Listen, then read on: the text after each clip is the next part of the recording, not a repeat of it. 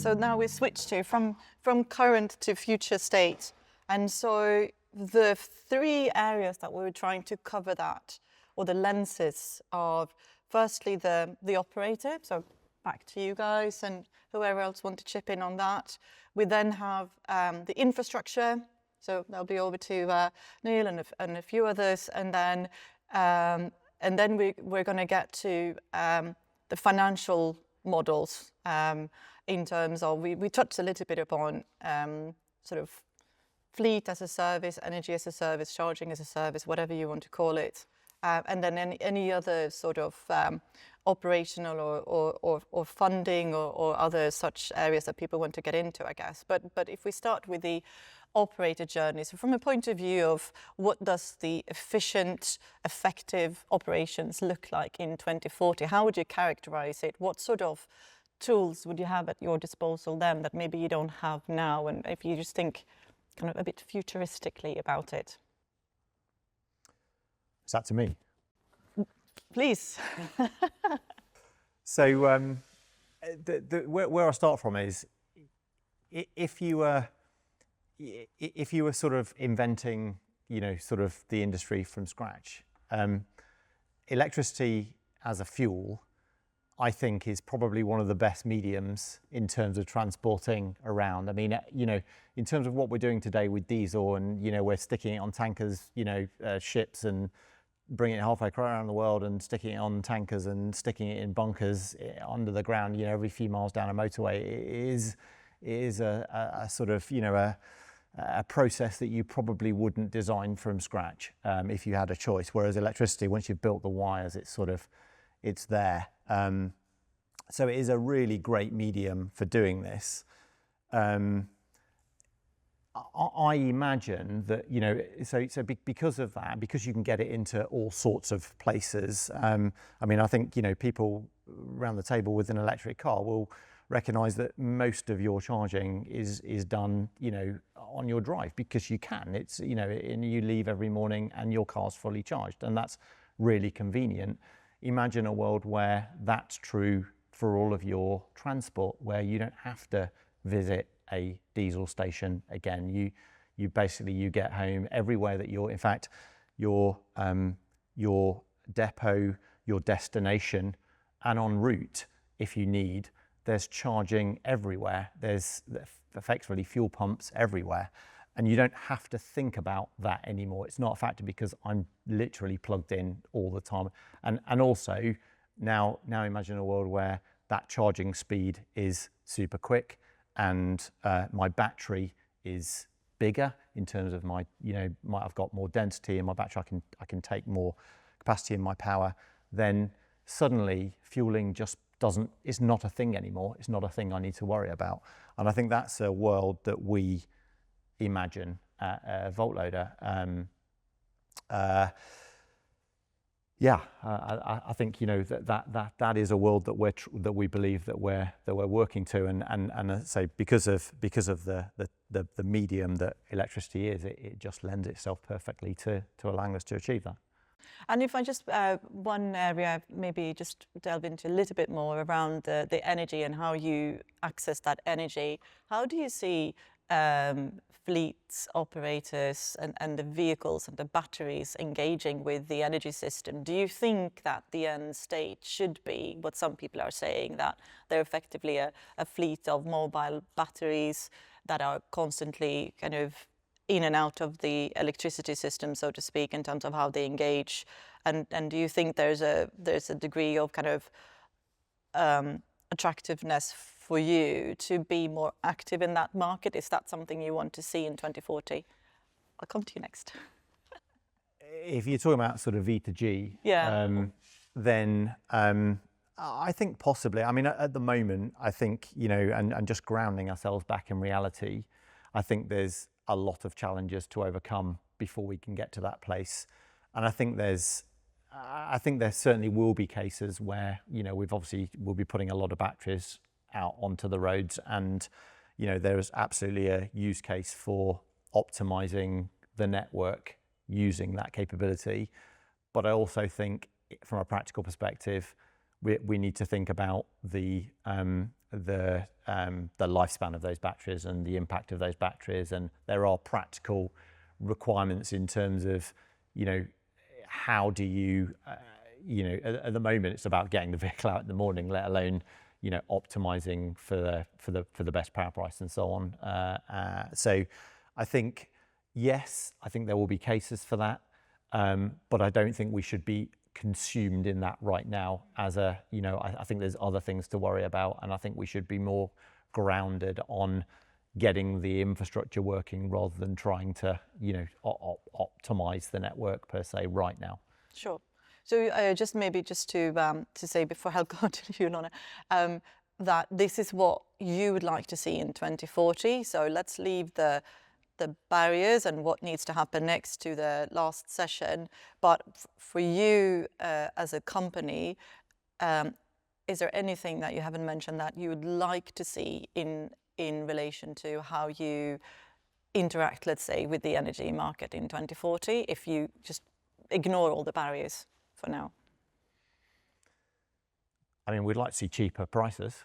And I think there is absolutely an opportunity to get there if you look at what other countries in the world are doing around the renewable space. But also, I think part of that will be it will take us some time to get there. Again, we don't have a perfect mix. We have a mix in the UK at the moment. We don't have a fully renewable mix of in terms of electricity generation. I don't think that should be putting us off going down the electrification route, because I think that there's other benefits that brings us in addition just to the carbon saving. So it will ultimately bring us, electricity and probably hydrogen are probably the two options that get us, give us the possibility of moving to a truly zero emission space. It's not at the moment. I don't think that should stop us right now from moving forward, because there are many other benefits of moving with electric. It's just a better technology. If you were starting again, you wouldn't design the internal combustion engine. You would do it this way, I believe. So there's a number of other benefits. It doesn't, pollutants out the exhaust. They're quiet. You can, as I said, you can fill them up anywhere pretty much.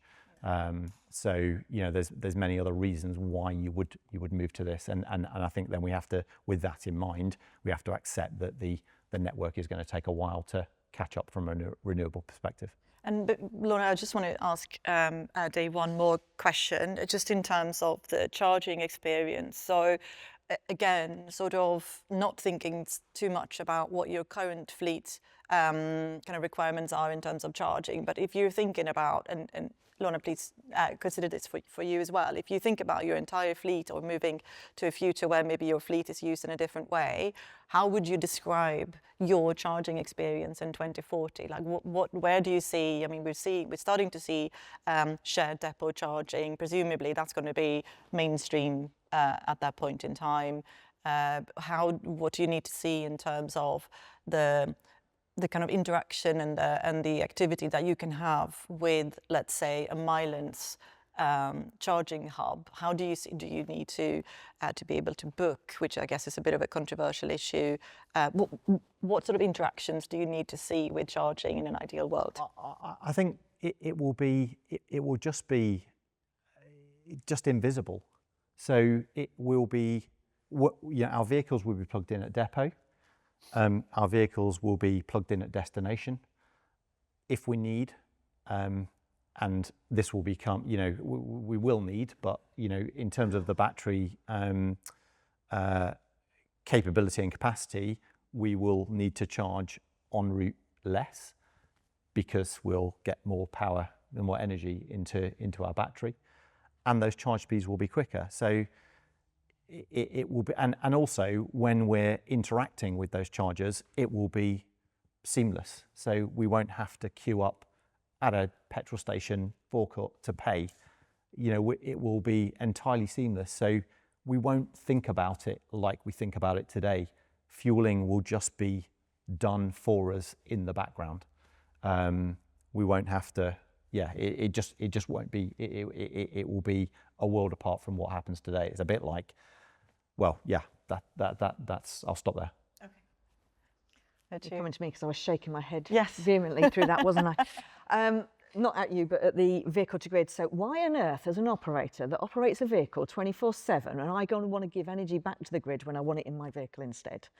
Quite simply, I am not going to do it. So anyone that keeps trying to tell fleet operators, commercial operators, that this is your opportunity to help balance the grid and everything else, and bearing in mind who I work for, that this is your opportunity to help balance the grid, I'm not going to do it. Over my dead body, am I going to give away my electricity that I've just brought in?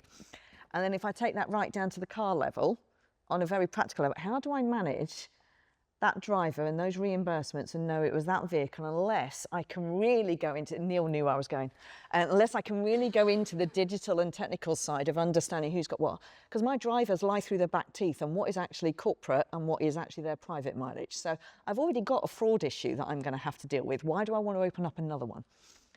And that's putting aside the practicalities on the actual grid. We're having enough problems getting the cables into the right locations as it is to give everybody electricity, let alone build this canal equivalent lock-in system all the way back for people to be able to put enough back in. So I think in 2040, I don't care about V to G.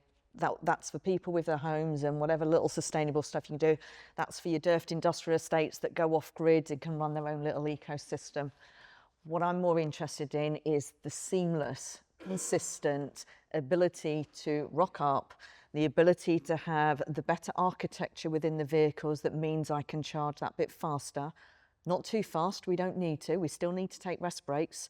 And EVs have been brilliant from a well-being point of view in forcing my drivers to actually stop every 2 hours and actually take a 15-minute break.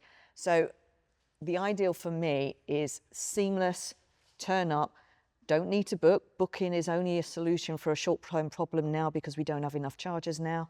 There will be enough chargers in the future that it doesn't matter what the parking space is, there is a charger. The balance we've got to get right in the future is for those of us that tow or those of us that can't use the car-style chargers and need other chargers that you can drive through. I want OEMs to be consistent, whether it's front right, front left, rear right, rear left, front of them. Just please be consistent so that we actually make the rest of that much easier. For me, it's about taking away all my pain. So I don't want to drive economy when they can't do something. I want a vehicle to charge immediately I get there, and I need it to be at an adequate speed. So I'm going to come to Adam for about some points around the grid, but before I do, because you mentioned that you want the charging to be available when you need it, and in the future, hopefully that shouldn't be an issue. And Neil, I think this is a question for you as well, I guess. There will be peaks and troughs in terms of requirement for charging, and insofar as you're relying on public charging, those investors into those will need a certain utilization in order to be financially viable. So how do you see for commercial fleets that looks like in 2040 in terms of, do you think they will be relying on like proper public charging? Do you think it'll be almost like a truck stop type charging where you have to have some sort of a connection to that charging operator so that somehow they can manage those peaks and troughs and they have more visibility? Because I guess we talked about imperfections in the transition, but there'll also be imperfections in terms of, as we have with the energy system, demand and supply of energy is very sort of peak and trough. And if this is the same, it's going to be difficult to find a situation where it kind of works for everyone. So how do you see that balance? Yeah, and I think most operators, as always, will be self-sufficient. So they'll put the charging in themselves if they can put it in themselves, because their criticality of what they need to deliver, whether you're the small family-run business, emergency response, blue lights, you will need to rely on something yourselves, and so you'll put it in yourselves. That's why some of the shared depot stuff only works if you haven't got any competition, because operators will naturally want to go first. What you've then got from that is that means your public charging, especially for your heavies, will be strategic locations, as they pretty much are now.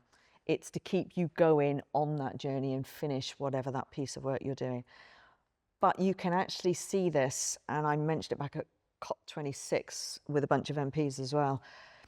This is an opportunity to kill two birds with one stone as well. We don't have enough drivers. We don't have enough female drivers because the environment, actually, electricity infrastructure is cleaner. You tend to have other facilities on site. So if you're building a hub, build it for the future with all of those other requirements as well.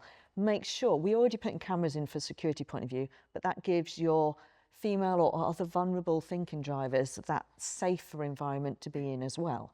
So create the future environment that you would like drivers to be in and add it on. So you can kind of kill two birds with one stone in the future proofing of some of that cleverly thought out depot charges, showers, places to dry your kit. So all your utility people are out there working roadside from your construction and everything else getting wet that also need to go off and charge. Actually give them somewhere to dry things.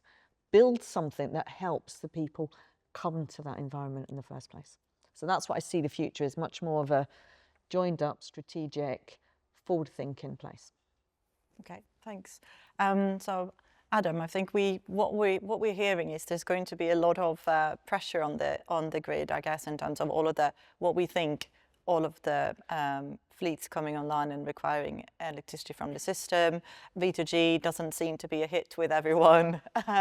So I know you didn't get a chance to speak when we talked about the current state, so I'll give you an opportunity to kind of comment on that as well. But then in terms of, from your perspective, where is the grid in 2040?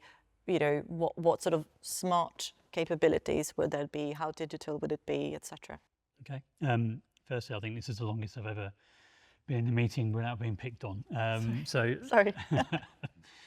So that's a positive. But no, in terms of now, you know, my ultimate bosses would probably tell me that there are two main purposes to our existence. One is to keep the lights on, which in the UK, I think we do a pretty good job of. It's a fairly robust system. It's a really well-established system.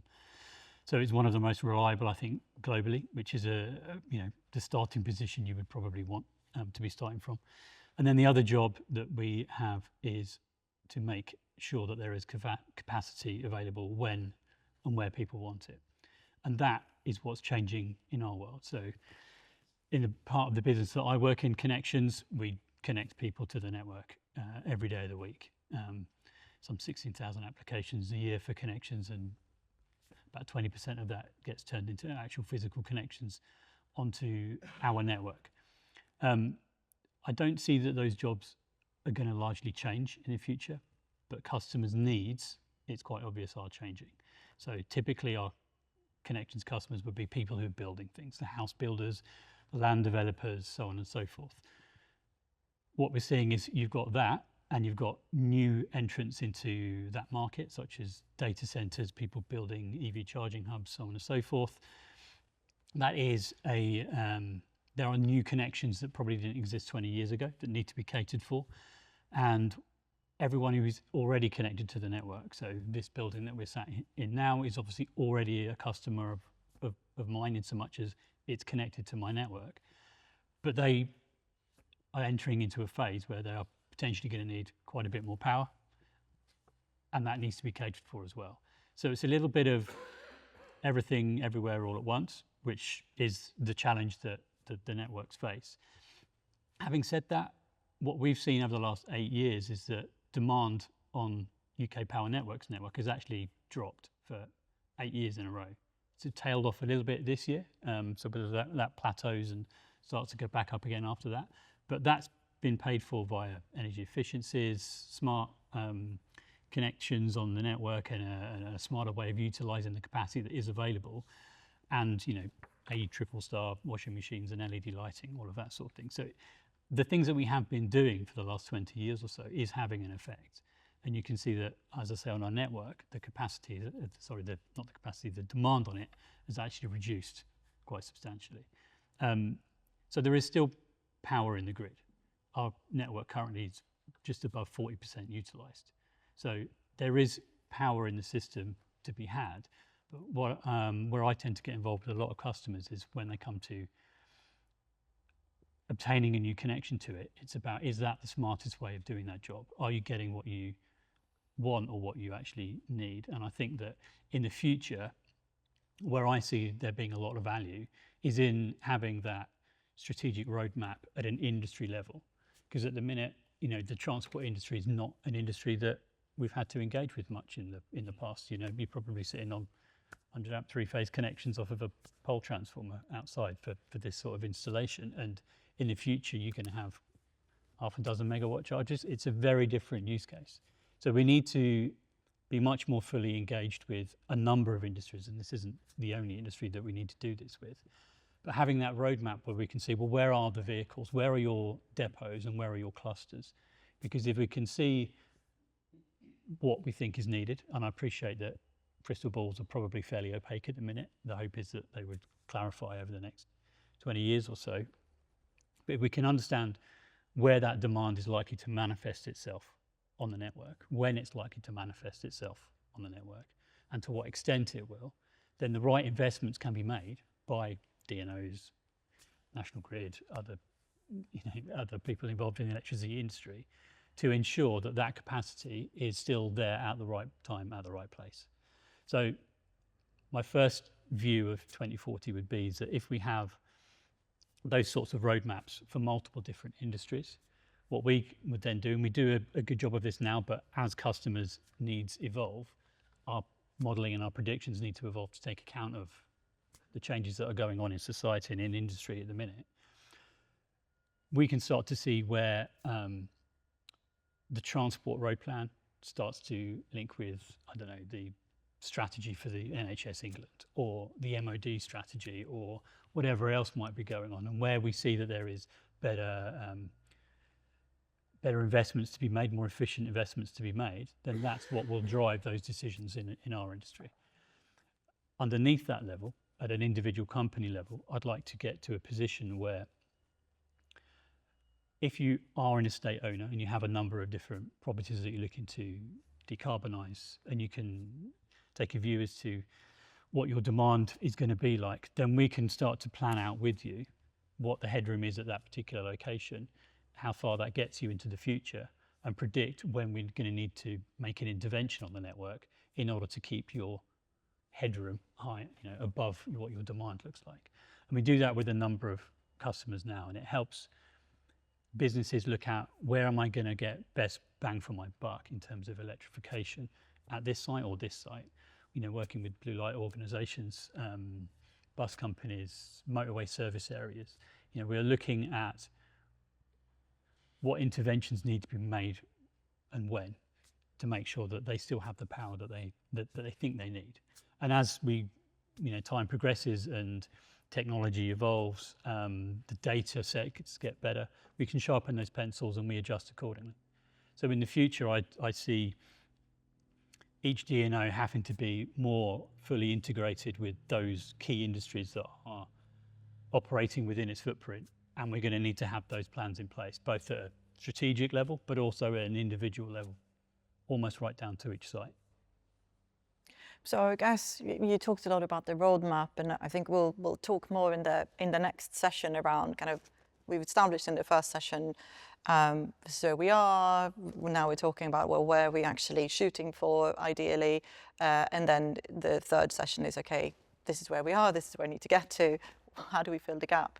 So if I just take us back to that question around where we're going, do you as a DNO or the other DNOs, do you have a view on what is the role of the DNO and what will you look like? What sort of customer types do you have in 2040? Anna, can I just point in there? And I do say UKP, I know, along with one other company, the DNO. Yeah, the other one sitting on the other side of you. Correct, are pretty good, but owned by that, yeah, exactly. But I will say, what are the ENA doing? You're reactive rather than proactive. What are we doing to get us there? Because the ENA, you know, I try and engage with them. Do you talk? You said the other DNOs, the ENA is all of you together. What are you doing as a group?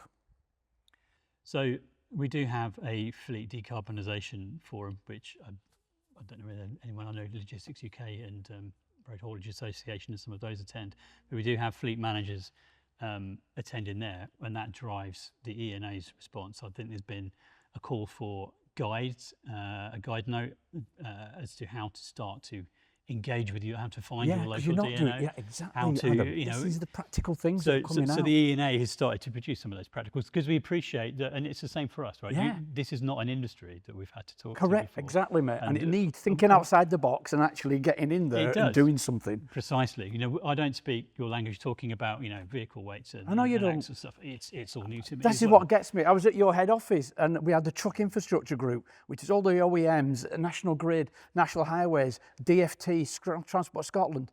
And you took us in there and then you left us and you didn't want to engage with us. And I'm thinking, hell, you've got DFT, you've got Transport Scotland, you've got the Welsh Government, you've got every truck manufacturer there is, you've got National Grid and you've got National Highways. And we said, can we have a meeting with you? And we went to your head offices and then they just didn't want to engage. They said, do you want to do a presentation? No, you're all right.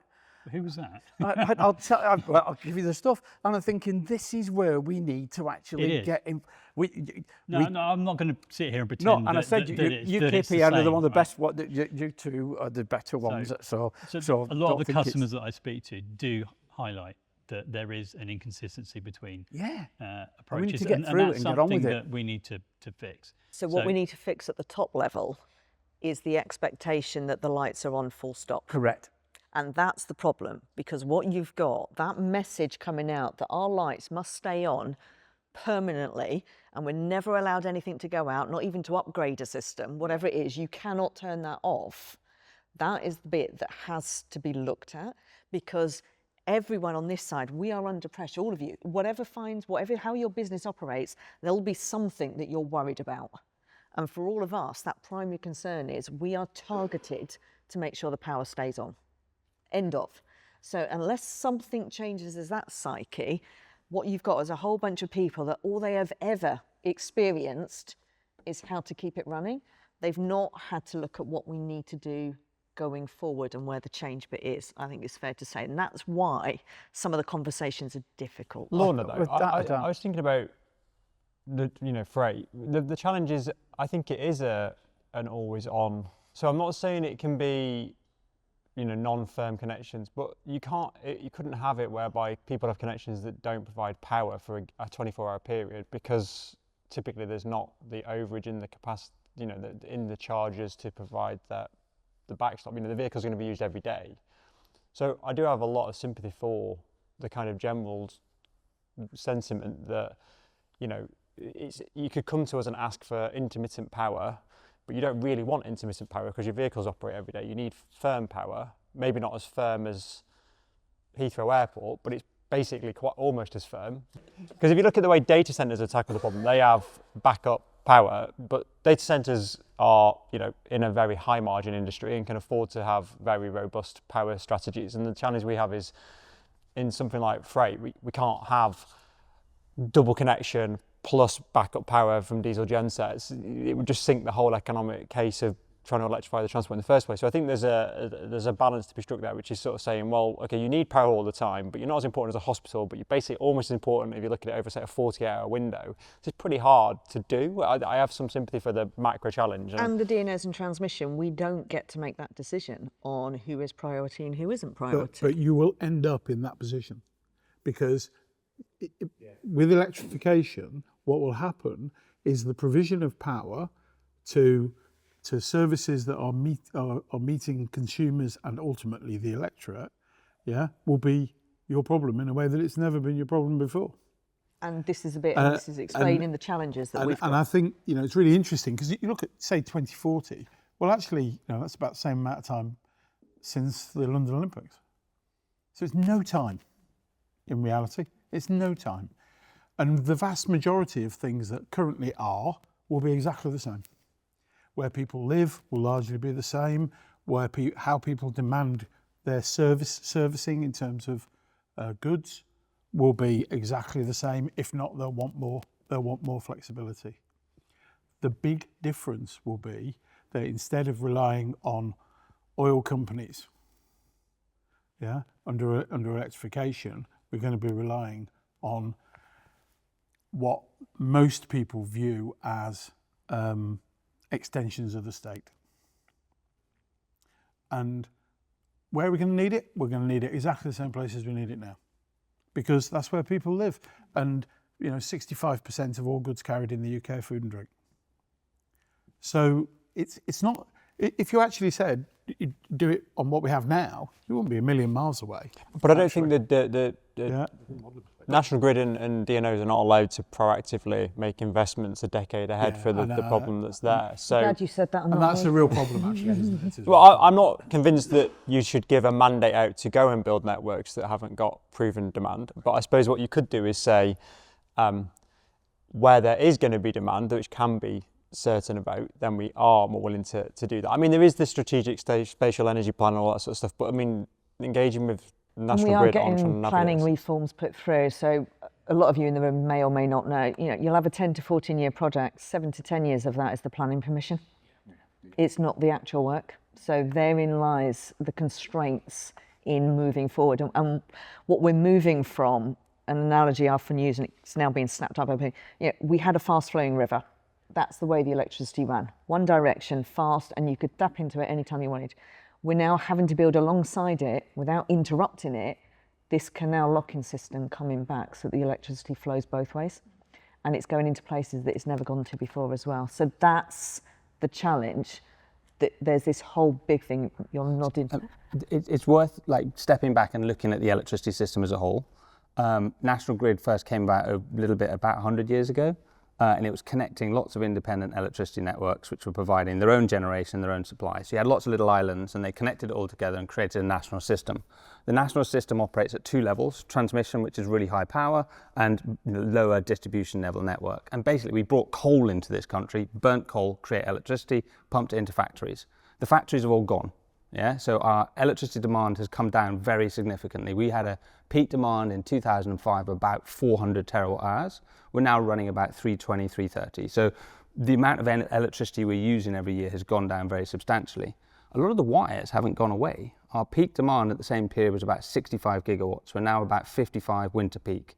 And Grid is hugely cautious about these numbers because ultimately they run the most reliable electricity system in the world.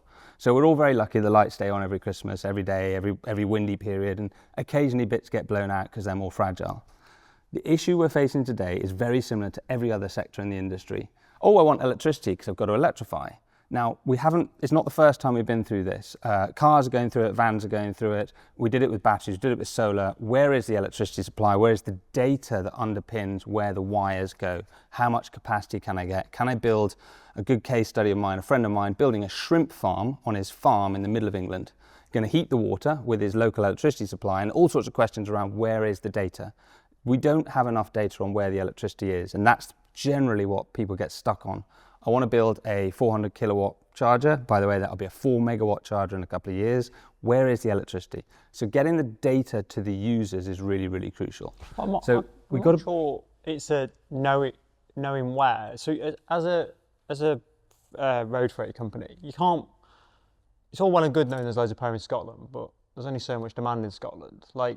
The reality is the job of the grid is to deliver power to where people need it. But we need to differentiate between big grid, transmission, little grid, distribution. But if you look at the scale of the challenge, so leaning into your numbers, I think road freight's going to need is about 32 terawatt hours, which is going to need about let's call it 8 to 10 gigawatts of charging. So worrying about ones of megawatts getting to depots is a very here and now problem. If you look at 2040, it's not going to be ones of megawatts. I think Centre for Sustainable Road Freight says it's going to be between 10,000 to 20,000 depots would need between 5 and 15 megawatts, something like that, I think is the number. You think of that scale, it's huge. That's a new 33 kV sub basically for every depot that exists. So I feel like that scale of that challenge is just, well, I think there is a level of flexibility though, in terms of... Well, 8 gigs assumes flex. Yeah, I mean, what I mean is, in terms of where we are at the moment, we are right at the beginning, and even just taking us through the next few years, to have some visibility of where the power might be would help influence our decisions in terms of where we're putting that network. And I think then, again, when we're engaging... Because you can go on the website, look at where there's a grid capacity on a sub and then apply for a network connection? I don't really I understand. think we've what's got to missing. come back to what our truck operators are. We don't know the difference between national grid and DNO. So let's start getting it down to the practical side of life, the fact that, you know, explaining the fact that what the grid, the national grid does, and up to obviously Western Power, but you could separate the DNO completely from the grid. But I think explaining this sort of thing is the practical side of I'd argue, who you chat with. do truck operators often know how, you know, the refinery at Southampton works and get bothered about that, or do they just go, I just want diesel? Absolutely don't want to know. No, correct, and we've never needed to know. Fleet operator. Please don't make us know. Correct, exactly. And if you've got I don't give a multiple stuff, fleets, do it for me. Yeah, So- exactly, yeah. And if you've got a fleet in Leeds and then one in Southampton, you're two different DNOs. They don't even know that. They haven't got a clue. So, you know, you talk to the grid and they think the grid's one big thing, and it isn't. And I think this is the practical side of life that we've never, as truck operators, we've never taught to you. And so the learning curve. So what you do is you think, oh, it's too much trouble. But this goes back to Lorna's point earlier about people. Yeah, what we need is a whole bunch of really passionate people, which fortunately I think we found. What we need is those people to be able to start to communicate together, to get this information between the different parties, and it will take a small group in the start of the transition to enable the broader transition to happen. Correct. Education and communication. They're the keys to everything. Which is then why we need to unpick, unfortunately, some of the stuff that I know probably the majority of operators don't want to know about, but a small few will have to start to understand around some of the challenges that new language that we're going to have to adopt. I think actually don't underestimate the operators. Oh yeah. They are very, very commercially savvy. They're very cute. I think a lot of operators, and this is one of the things I would like to see if you look forward 2040, I think there's a big opportunity to become more self-dependent for power generation. Because whether that's an industrial estate or whether it's a depot, but actually why not use those facilities to generate? I mean, it's a nonsense that there's hardly any solar power on warehouse roofs. And perhaps if there was a 13th pillar, you might have property people. Yeah. Although I would say, I personally think rooftop solar for commercial freight is a red herring. I think, I think the biggest warehouse solar array in the world is 500 kilowatts. So that'd be enough for kilowatts. Oh, rooftop solar. Rooftop, yeah. So you're talking so you can have one charger. Yeah. So you'd have 200 trucks at that depot, let's say, for that roughly that size of warehouse. You cover it in solar, and in peak summer it can deliver 500 kilowatts, which is enough for one charger. Let's say two, maybe being generous.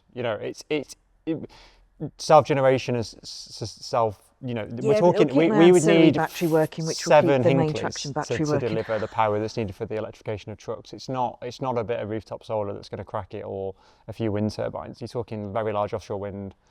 And that's whilst that power is competing with data centres, replacement of gas, etc. I think the point I was going to finish with is that if you took what exists now and say there's 20,000 depots, however many it is, I know David, David and yourself, Phil, have done quite a bit of work on this. If there was a stated intent to get power to the places where power is currently needed, I think that would go a long way to actually addressing some of the underlying fear. At the moment, there's no sense in the industry as we go around that there's any real commitment to do that. So this is interesting. So we've done some modelling work for Transport Scotland, 230,000 truck journeys, and we've established where they would need to pick up charge, and we established how many charges would be required and what power they would need to be. And the most critical place in Scotland is Dalwhinnie. Dalwhinnie has a population of about 200 people. It doesn't have much headroom, predictably. And it's it would be, if everything stayed as it has been, the most utilised public charging station in Scotland. We can now do the same for the UK. So the data inputs to this discussion are being generated. Call for action for me would be get behind that and let's make them really robust. I think the other thing, if you're going to maintain a system like this and make it work, is the industry has to be digitally ready. The information has to flow. It doesn't, this snapshot that helps us design the system, great. But at the end of the day, all the logistics companies are going to have to connect their information into a system that allows us to tap into the power resources and manage those power resources.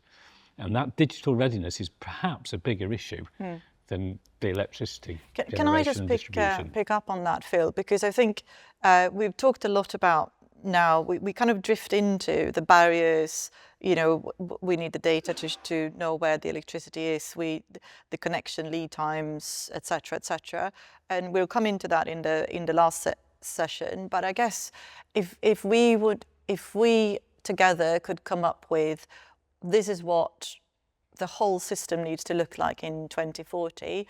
And if I may just put some points out there, and other people feel free to disagree or comment, but one of the things is, from an energy perspective, for transport, as we're talking about transport, but also more broadly, has to be able to, there's a lot more intermittency in terms of energy generation, needs to flow a lot more freely, both between the transmission and the distribution network, so that the energy is where energy is acquired at any given point in time. So the efficiency in the system has to go up massively compared to where it is today. You're going to have charging infrastructure that has got enough data so that Dave and Lorna or other fleets, you know exactly where your fleet requirements are at any given point in time, should you wish to, is at the tip of your finger. You could just check, where are my trucks, where might I have an issue before it becomes an issue, because you want to have seamless charging. That needs to be across your own depots, any depots that you're collaborating with, public charging in any kind of hybrid charging sector. I mean, for the trucks, they need to be able to speak to that system, right? Because there has to be an interface between the trucks themselves and the system as well. There has to be signals sent around the battery state, etc., all of that stuff. And then from all of the stuff that you get involved in, there has to be free flow of money and energy at all time, whenever you want it. I mean, those are the types of things that I think need to... Can I also add, though, you don't look at road in isolation, because electrification of rail is a massive project in its own right. And the electrification of rail needs to have efficiency in terms of rail operators, because at the moment, rail operators are moving away from electric because it's too expensive and going back to diesel, which is crazy. And also destinations really matter. So powering ports is critical. You look at the amount of origin moves that come from ports. So it don't look at road on its own. We have to look at the logistics system, not... I would go broader than that. Don't look at just logistics. Logistics is one part of the transport system, and it has to work with the rest of the transport system. There's no reason why HCVs couldn't be charging at coach depots or bus stations and sharing facilities there. But to answer the question, I think, what you're describing is a digital twin of the transport energy system, right? So that's funded. That work is underway. So Transit is the digital twin of the transport system, and Ensign is the digital twin of the energy system. And those two digital twins are being built in a way that they will be interoperable. So going to 2040, I see that as a system. You'll be able to look at two screens. One is transport. You'll see demand, things moving around, blah, blah, blah. And the other would be the electricity network, and you can see where there's demand and where there's not demand. And you can tap into that and make decisions in real time. So, but you do need all the connectivity. Will that enable dynamic pricing? Because that's the other element that we've not talked about. Is correct. You could do that. If you want to drive change, yep, you change the cost of operating in different ways. And we've not talked about technology at all here. We're all talking about reinventing or finessing the current system. The technological opportunities that are open to us, we've talked about plugging vehicles in. We don't need to plug vehicles in. We can do inductive charging. We can do all sorts of different things. We can stop carrying all the weight of the batteries if we get a more intelligent system of where and when we need to charge, dependent on the bigger picture that we're describing it. But it requires a strategic outlook, not this myopic sort of industry focus that we have at this point. One of the biggest factors, if you're talking about a 2040 horizon or thereabouts, will be autonomous vehicles. 24/7 operation. completely different. That's what worries me. Very Yeah, I'm different, anti that but as a it's fleet technically operator. possible. Yeah. And by Is if we 2040 make a you'll li- do it. Is it's technically possible? TOU, mate. And by What exists. 2040 you'll do it.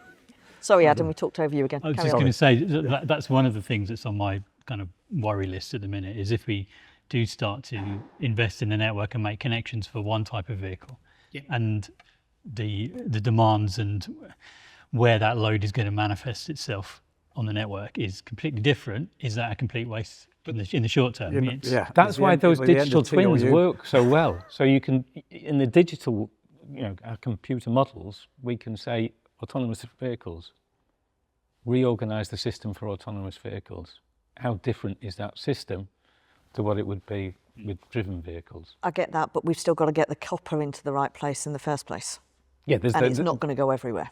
Yeah, I agreed. think that I'm always really cautious of like any kind of call for or leaning into centralised planning at a long-term basis. If you think most things that happen well in the world have come through private enterprise and not through government. So, and so for me, although things like having the data to tell you where vehicle operations are certainly shouldn't mean that National Grid or DNOs can start then investing off the back of that without proving demand, because there's a very high risk of huge amounts of waste, or centrally procuring a payment system for the network, or forcing operators to put their data into a system, because ultimately market forces should be what determines this. And I suppose it comes back to the point we were making earlier, the reason why none of these things happen at the moment or happen intermittently is because it's cheaper to run diesel and you can run diesel independently, so just do it.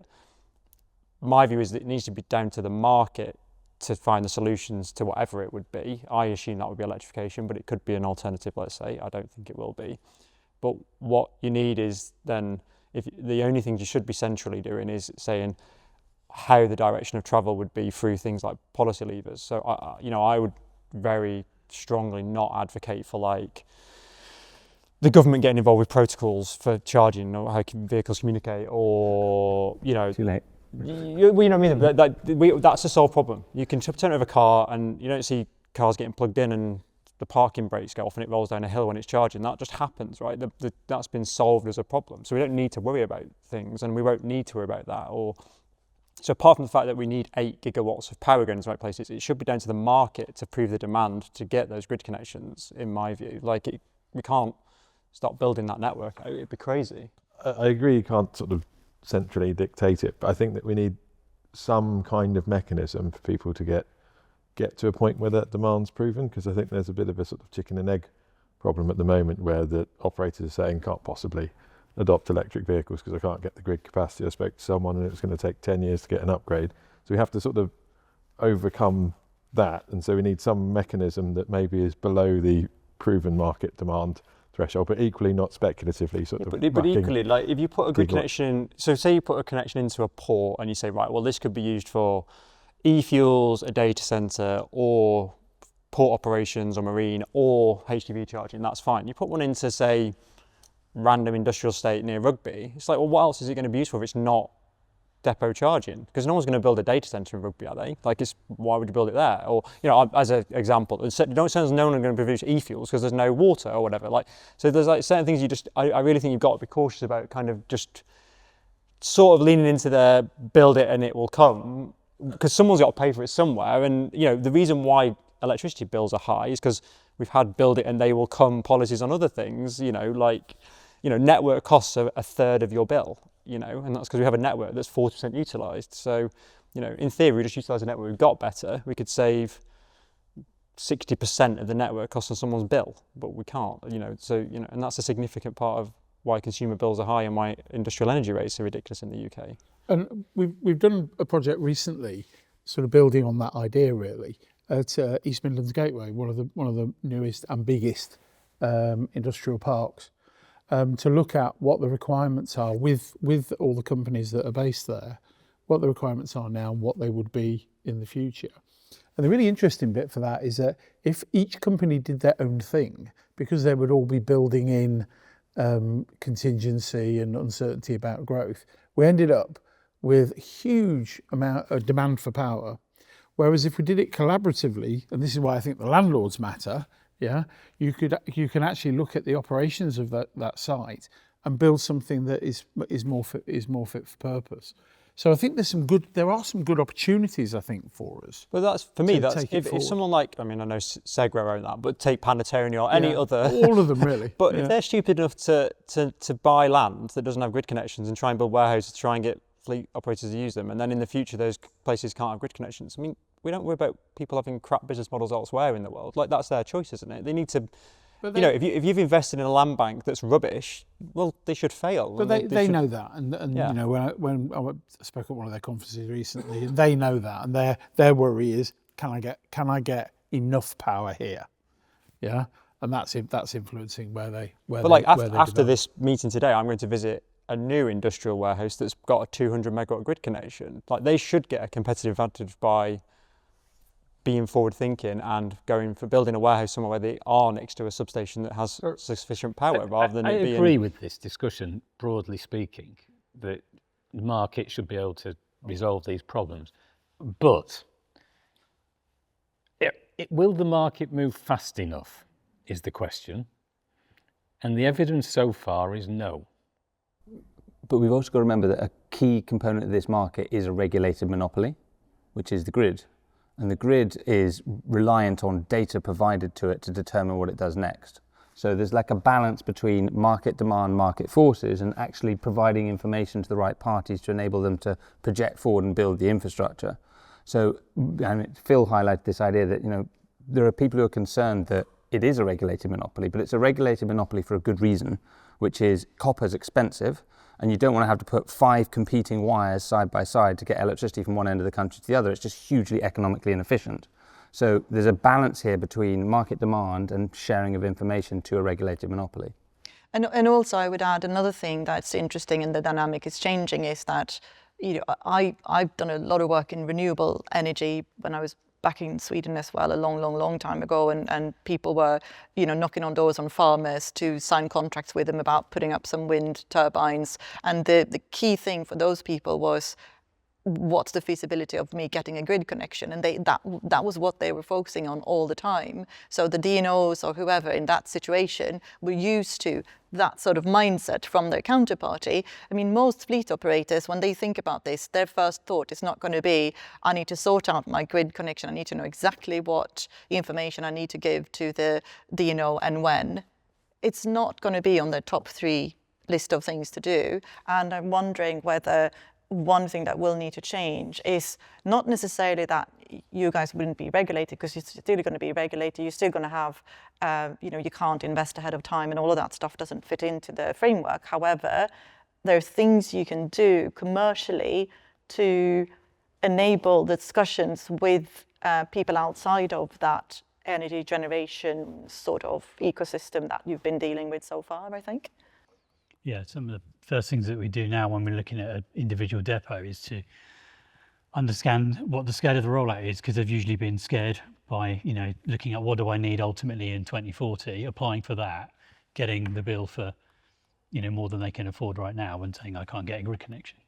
Whereas if you actually engage with the DNO and the DNO with them, you might be able to understand that actually your needs, your immediate needs, are a lot more achievable. So let's get you enough capacity that deals with, you know, your needs for the next 5 years. That allows us enough time to then look at the technology, look at other things, and if we need to build something 5 years, you can pretty much build most things in 5 years. Generally in 3, it's getting a bit more difficult these days, but you know, those sorts of things and those sorts of discussions need to happen at the outset, not when the vehicles are on order. But picking up Phil's point though, you know, we're 2-3 asset life cycles away from 2040. Yeah. So if we're going to have 10,000 sites roughly, you know, connected to get something that might be equivalent, if we're not on a path to doing that, and I don't know if we are actually, I actually don't know, but you know, it's just not very far away. I know I did a presentation to the UK Warehousing Association, and obviously trucks were right at the very end, and they spent all the time talking about 7 kilowatts and how they've got them all sorted out. And then I came along with this is what trucks are going to need, and you should have seen the little faces. They were like, oh my God, you know, forget the 7 kilowatts and the 22 kilowatts. You know, this is what we're looking for. This is what is property in UK warehousing. This is what you're going to have to start doing now to get to the 2040 that we're looking for. We're going to be wanting 150, 360s, and I don't even mention megawatt charging to them before they threw their, yeah, exactly, that's it. So, you know, in terms of that, and if they've got 200 trucks here, what's the power requirement? And honestly, after the meeting, they were all over us like a rash, but they were spending all the time talking about 7 kilowatts, how they got all the, you know, if they've got 100 cars, we can do all this lot, and they were forgetting round the back is where all the trucks are coming and they're going to be needing it, and it didn't even enter the conversation at first. And I think what's worse, we're all talking 2040, but I've got a huge problem for 2035. Yeah. There's another deadline in there, and we keep ignoring it. We talk about the 2030 for the cars and vans, and we ignore 2035 for 26 tonne and under. Correct, exactly. And we're missing it. And my specialist kit is all in that bracket. It's less the Arctic and trailer, it's more that rigid stuff that fits in that 2035 target. Yeah. So we need to break now again, but I think one of the things I want to just place a thought around is, because we've talked a lot about the massive grid connections that are going to be needed. We've talked a little bit about the TCO from a truck perspective. I think we need to come back to that. And we talked about the infrastructure. And whether or not this financially feasible for fleets to go all electric now. But one of the things in my mind is how, if we can't be either saying, oh, this is all doable and everyone should be doing it, or the other end of the range is, no, it's too hard, the trucks aren't there, the infrastructure isn't there, what have you. But the efficiency gains, we haven't really talked about the efficiency gains there are throughout the system in terms of, don't go to the DNO and ask for the absolute max capacity that you would ever need. Understand what your needs are. How can you shave off some of the peak needs? How do you can you improve your charging cycles to make sure that you only get what you need? How much are people thinking about that in all of your areas? What's the sort of efficiency horizon that you think people can actually push for in each of these areas? Because I think if we just go with, ideally, this is what I need, it's just going to be too much time and too costly. I think proving the total cost of operation efficiency is essential for anybody to get interested in scaling up. And at the moment, you know, we haven't got enough evidence that exists. There are use cases that, everyone's got use cases that work, and everyone's got loads of use cases that don't work. And until we sort out weights and dimensions is a massive problem, because for even to get to equivalence, we've got to be a load better because of the issue about batteries and weights. So it is, you're absolutely just on that, right. And I just to hijack the agenda slightly.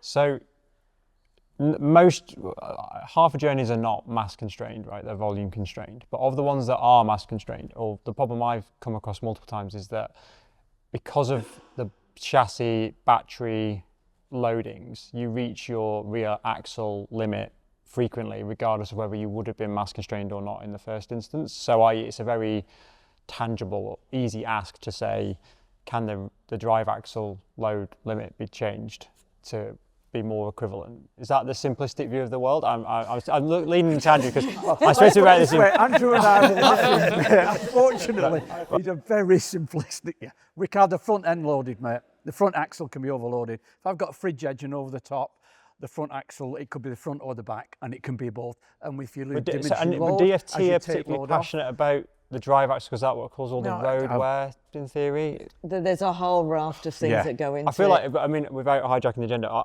personally, I would love to find out what we should ask for as an industry on that very quickly, because I've been trying to find this out for months and I can't get a straight answer. But this is where you've got the fleet industry crashing into the energy industry, where the energy industry don't understand the fleet language, and the fleet language don't understand the energy language, which makes me such an anomaly in the world at the moment. Speaking candidly, you build a TCO model and it all looks okay, and then you find out that adoption will be half of what you expected for someone because of what I think of as a completely arbitrary. I'm like, well, but No, it's not arbitrary. Well, we have big heavy trucks elsewhere, you know, or you put an extra axle on and you can reduce the weight, and the whole thing becomes incredibly light. But you then get into the road planning world. National highways, I bridge, mean, we bridge have a constraints. situation at the moment on rail freight, for example, where rail freight going into Scotland is diminished because the Scottish government have a different view on what is acceptable than the English government has,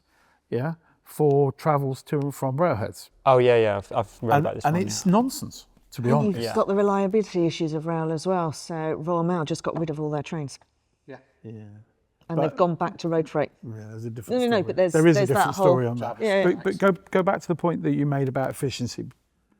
The argument to be made is one of total operation. And then I think if we can make that argument, if the trials that are being done, if the experimentation that's being done can start to build that, then that's what you need to drive adoption. But that's where the next problem comes in, because at the moment you're asking us all to think about transport, because it's the fleet operators, and therefore it's the fleet operators' responsibility to fix it all. That's a sarcastic comment, just in case anybody worried. But you've actually got heating as well. We have to decarbonise that. So this actually becomes a corporate building challenge. And then if you throw in, hey, but AI is going to solve all of our problems in the world, you've actually got a whole digital challenge which consumes more energy than both of the other two put together. So when it comes to your point, Marie, when you were asking what do we do with the grid side of it, I mean, one of the bits of advice I'm often given is woodworking terms. Measure twice, cut once. So yes, understand what you need ultimately, and then cut through your reinforced concrete once to put the conduits in, even if you're not putting the cables in yet. And that's some of the simple advice going out, but it's not that easy a picture because we're not communicating enough between us on all of that strategic stuff. I won't even go into human greed and who's trying to jump on a bandwagon and make money, because Neil's telling us it's lunch.